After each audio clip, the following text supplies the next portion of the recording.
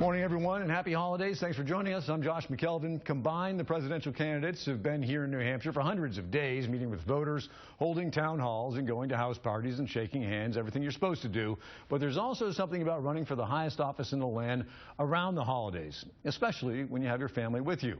So this past week, we sat down with Republican Marco Rubio while he was in New Hampshire just before Christmas. All right, guys, well, welcome back to New Hampshire. Good to see you. Thank you. Glad to be back. So you've done a lot of events recently, one in Franklin. You draw in big crowds. You get a lot of applause for when you're, especially at the end. You really know how to wind them up. Do you feel juiced after these kinds of things? It is. It's great. I mean, the one thing I really enjoy is that these are people who are taking this very seriously. They're not there to hear a rally. They're there to be convinced. And they're taking their decision very seriously. As I said earlier, I love when I hear we've narrowed it down to 5 people. It tells you how seriously they're taking it. But this is our chance here down the stretch to really convince people that I'm the right choice. And so I really enjoyed doing that. We're going to keep doing more of it. So, Jeanette, what's all this like for you and the 4 kids?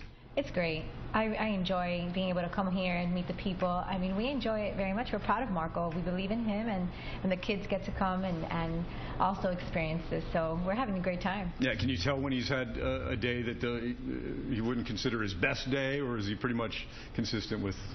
No, he's consistent. He's consistent. Consistently upset, I guess. No, consistently happy. No, you know, I really enjoyed this. This is a lot of fun. And, this is the best time. This is the best part. Honestly, for me, I love it. It is. Me too. You get to meet. She actually told the other day, maybe we should move to New Hampshire. She really likes it up here. Yeah. I think it's beautiful. I mean, I love South Florida, but I love our weather. But it's just beautiful. I mean, like I was telling some of the people when we were talking, just a postcard. I love it. Well, don't be fooled. It's not normally 70 degrees in December. Not the weather part, but like the homes and the history and. We don't have that in Florida, and so it's such a new. I mean, South Florida really has only been around 100 years. Yeah, no kidding. So just the history and all that, and for our kids to see something so different, they really have enjoyed it, and the people are so nice. I mean, we just love that. So for Christmas, you guys are going home, and did I hear that you roast a pig? Well, traditionally I roast a pig. We have this big roaster box. They call it the Chinese box, cajachina in Spanish, and it's made of plywood, and we usually do that. This year I'm a little tired and busy, so we're just going to probably buy it from someone that's already made it. But generally we have a roast pig on Christmas Eve, which is the Latin tradition. Yeah. We also do a turkey. Yeah, she doesn't eat pork. She doesn't eat the pig, so we make a turkey as well. Yes. So, but it's fried, I hope. Oh, you see fried the turkey? No. She doesn't want it fried. It's not supposed to be healthy. It's Christmas, you know. Whatever. Sure. The gravy and the mashed potatoes, everything. So I know that you guys got engaged on top of the Empire State Building, right? Did you ever envision back when he asked you to marry him that you'd be spending the holidays here in New Hampshire on the cusp of the New Hampshire primary? No. I'm not sure she would have signed up at that back then anyway. But I don't know. I never talked about that. No, we never really talked about that. I mean, we were in the moment of whatever we were doing at that, at that time. So I think we were just, thinking about what we were doing at that time, plus then our family, what we would do. I mean, I think building. I had just graduated law school. Yeah. So we were really more worried about how are you going to pay those loans you have. Over $100,000 I had of student loans. So. Sure. A lot of people feeling that. So you guys have 4 kids, and politics isn't beanbag, they like to say. So what do you say to the kids when they come and say, "Oh, Dad's talking about Dad on TV again," or giving them a hard time? No, I mean, they don't. I mean, they're doing their work, their homework. I mean, my second daughter, Daniela, she's very engaged in what's going on.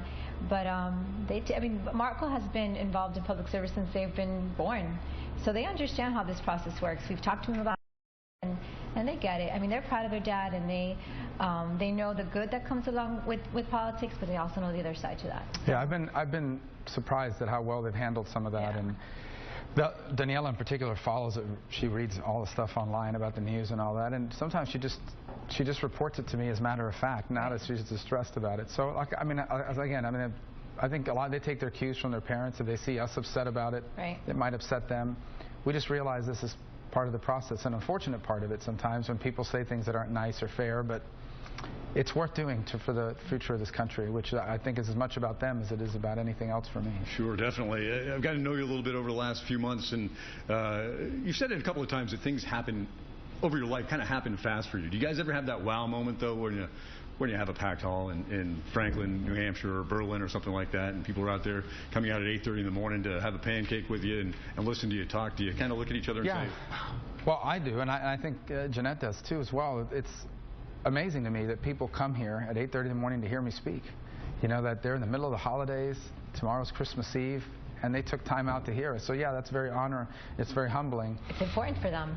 It tells you how seriously they're taking it. And so it only puts more emphasis on the fact that I need to work even harder, because this is not about me. It's not about us. It's not about our future. It's about their future, about America's future, about my children's future.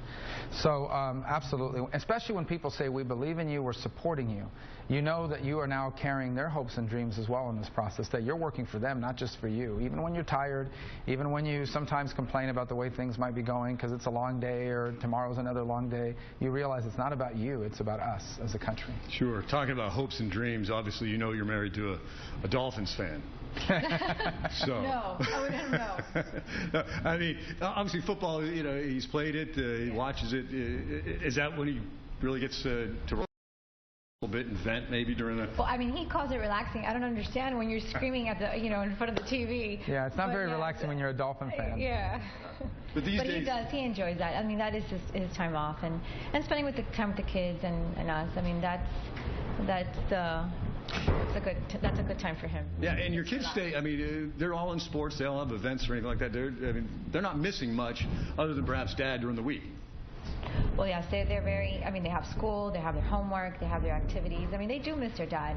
I mean, Anthony waits every moment that he can to, that Marco calls in to speak to them. I mean, but they're very busy. Yeah. Did you get home as much as you can to catch the games and stuff? Well, throughout this campaign, I've tried not to work Sundays. I mean, my belief's always been, if God could create the universe in 6 days, I can run for president in 6 days. Obviously now, as we get closer to the end, Sundays are travel days, and you're going to have to do a few things here and there.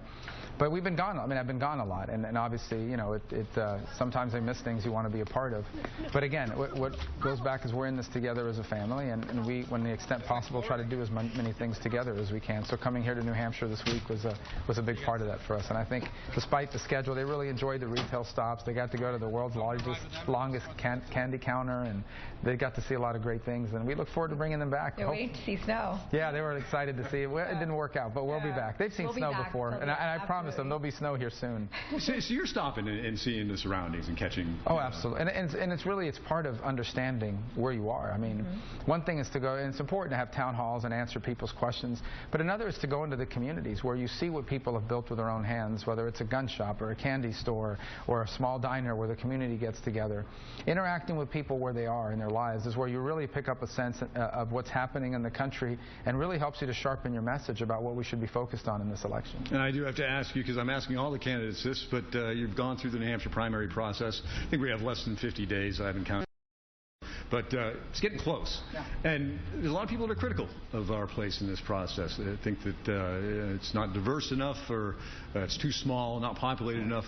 Do you think it is good for the selection process? Has it made you a better candidate? Yeah, I think it's good for America that our president, the most powerful political leader on the planet, has to begin that journey by campaigning in places like Iowa and New Hampshire. It means you start out in a rent-a-car, driving to meet with 50 people at a time, answering questions from real people. You're not going to get that in a bigger state. Now, when I was in Florida, I always believed Florida should play a greater role, not in front of New Hampshire, but soon thereafter. I think that's important, too.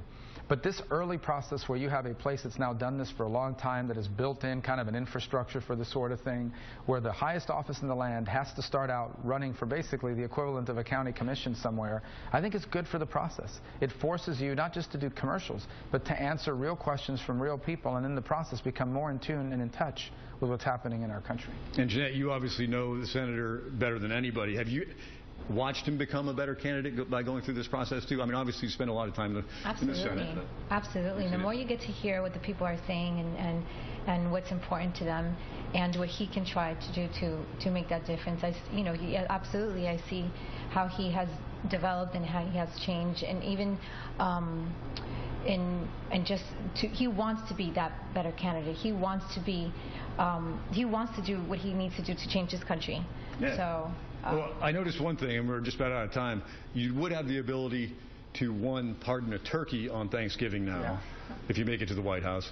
And maybe you could start a new tradition by pardoning a pig at Christmas. That would be such a good idea. No one's ever proposed that before. We'll have to do that the night before as well. All right. Happy holidays, guys. Happy holidays. Thank you. Merry Christmas. Merry Christmas.